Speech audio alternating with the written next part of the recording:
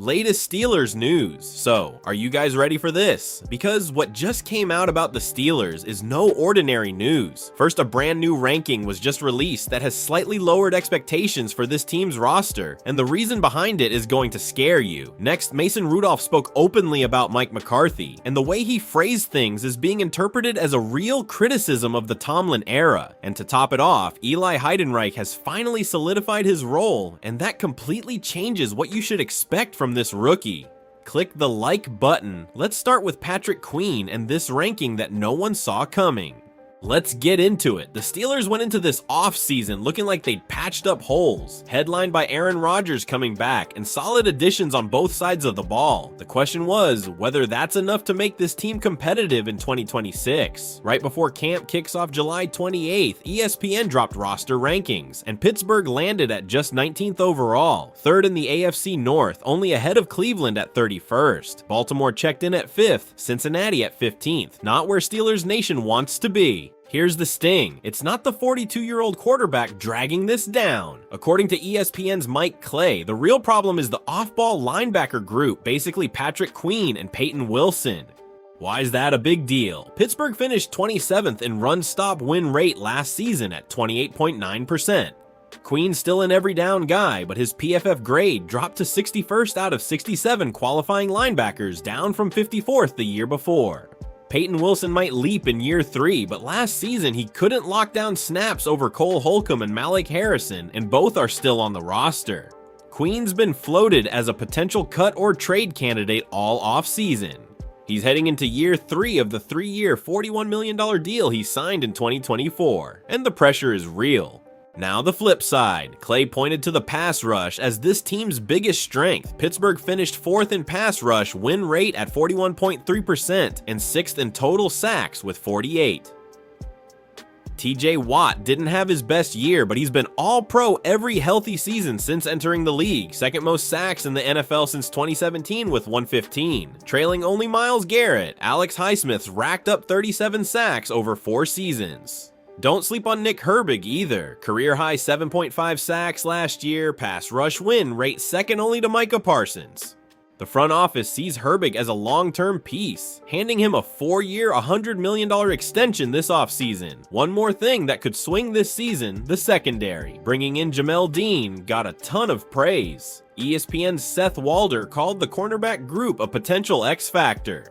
Dean and Joey Porter Jr. both allowed under a yard per coverage snap last season, way better than league average. If those two keep it up and Jalen Ramsey has another strong year, this defense could be a nightmare to throw against. Ramsey's the wild card, entering year 11, turning 32 in October. Last season, Pittsburgh started using him at safety on 450 snaps. If he keeps adjusting while Dean and Porter hold the perimeter, that secondary might be the biggest factor in whether Pittsburgh makes a real playoff run. But hold on, because the next one's even juicier, and it just came out. Mason Rudolph opened up about Mike McCarthy, and the way he said it is sounding a whole lot like a shot at the Tomlin era.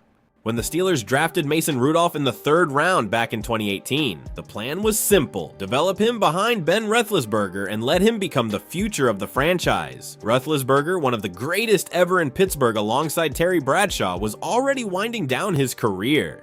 But how Pittsburgh handled life after Roethlisberger is a big reason this franchise still doesn't have a long-term answer at quarterback heading into 2026. Rudolph's still around, but he's viewed as a backup, not a franchise piece.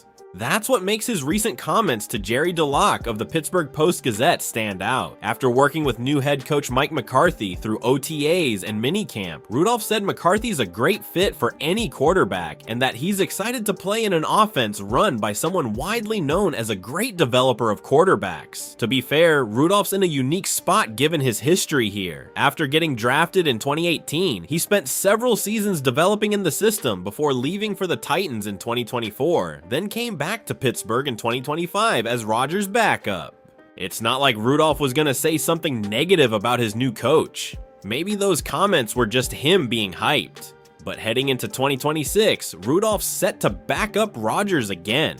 For years, plenty believed he could develop into a long-term starter somewhere, and that never fully happened. So there's an ongoing debate. Did Tomlin do enough to develop him? Was Rudolph left to figure it out alone? Or did the organization just not have the infrastructure to maximize quarterback development back then? There's a bigger question too, whether Tomlin, despite all his success as a head coach, ever really had the system to develop quarterbacks consistently. Rudolph's comments, coming after 7 seasons under Tomlin, line up at least partly with that conversation. His excitement about a coach who can develop quarterbacks might not have been aimed at Tomlin directly, but given the context, it's fair some are reading it that way. He's been mentioned in trade talk before, but for now, he's staying as Rodgers' backup in 2026, clearly fired up about this new era in the Steel City.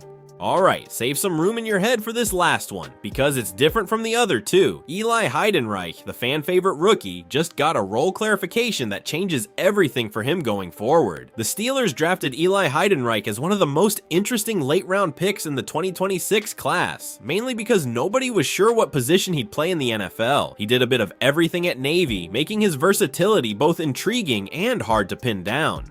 Now there's more clarity. Heidenreich might still be versatile, but Pittsburgh currently views him as a running back. That doesn't rule out creative usage later, but gives him a clearer starting point heading into his first NFL camp. On the Ross Tucker Football Podcast, Heidenreich explained different teams had different ideas about him pre-draft, some as a running back, others as a receiver. Pittsburgh had both sides involved, bringing the running back's coach and the receiver's coach into his interview, wanting the full package: ball carrier, receiver, return option, and enough movement for multiple roles. Still, the first step matters. Heidenreich said that after a few days with the team, he understood he'd be working in the running back room. That gives him a defined home while leaving room to experiment with his skill set. That's the right move. If Pittsburgh tried turning him into a full-time receiver right away, the curve could be steep. He's got natural hands, but playing receiver in the NFL takes route details, releases, coverage recognition, and timing. As a running back, Heidenreich keeps using the traits that made him interesting while developing from a natural starting point. He can compete on special teams, learn protection, work as a check-down option, and become the kind of movable piece McCarthy likes having around. Pittsburgh's running back room isn't easy to crack though. Jaylen Warren, Rico Dowdle, and Caleb Johnson all have clearer paths right now, meaning the rookie needs to become useful fast, likely starting on special teams, where 7th round picks usually earn trust first. He fits the profile: tough, athletic, comfortable with the ball. If he covers kicks or adds value in protection, his odds of sticking on the 53-man roster go way up. The offensive role matters too. He doesn't need to be a traditional early down runner. He could become a package player, a motion piece, or a screen target as long as he handles the details. The Steelers just need enough value to justify a roster spot. His comments make Pittsburgh's approach easier to understand. They brought the receiver's coach into the process, but gave him a home at running back. That fits who he is, and if he handles that room well, the Steelers could get more creative with him later. Look, this Steelers team still has plenty of question marks. Can that defense hold up? Is Rudolph sending a message? Does Heidenreich turn into a real piece? Drop your take in the comments and subscribe so you never miss a single Steelers story.